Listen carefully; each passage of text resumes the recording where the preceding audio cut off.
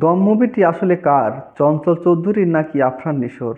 ফিরে যাওয়া যাক 5ই আগস্টের কথা।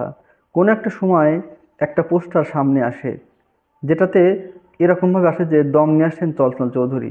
চঞ্চল চৌধুরী এই দম করবেন এমন একটা পরিস্থিতি সৃষ্টি হয়ে যায়। কিন্তু রাজনৈতিক পরিস্থিতির কারণে চঞ্চল চৌধুরী আর সেটা করে উঠতে পারেনি। বর্তমান সময় আমরা দেখতে পাচ্ছি সেটা আবার ভিন্ন সুরে চলে গেছে। কীরকম ভিন্ন সুর?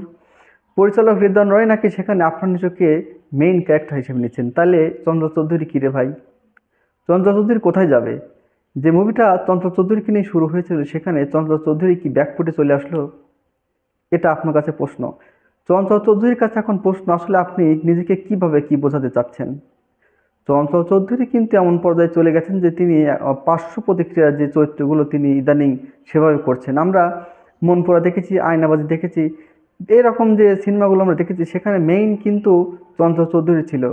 বর্তমানে যে মুভিগুলোতে তাকে দেখতে পাচ্ছি সেখানে কিন্তু তিনি মেইন কোনো চরিত্রই নেই।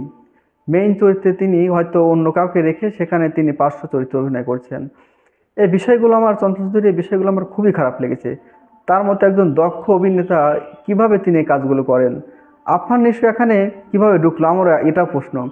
দেখুন, আফরান নিশো আমার মনে হচ্ছে যে তিনি পরিচালক এখানে তাকে রেখেছেন একটা ভালো অ্যামাউন্ট আশা করার জন্য। হয়তো তাকে রাখলে ব্যবসা সফলভাবে তিনি একটা ভালো কিছু করতে পারবেন, এই চিন্তায় তিনি হয়তো রেখেছেন। তবে আমি আরও একটা বিষয় পরিষ্কার করতে চাই যে আয়নাবাজি, টেলিভিশন, এগুলো দিয়ে মন পড়ে, এগুলো দিয়ে কিন্তু হাওয়া, এগুলো দিয়ে কিন্তু চঞ্চল চৌধুরী তাকে অন্যভাবে উপস্থাপন করে গেছেন, যেটা অনেকভাবে আমরা কিন্তু সেটা দেখেছি। তবে কোনো একটা সময় আমরা দেখতে পাবো যে চঞ্চল চৌধুরী তার মেইন ক্যারেক্টার থেকে দূরে সরিয়ে গেছেন, যেটা আস্তে আস্তে এখন কিন্তু যাতেইছে।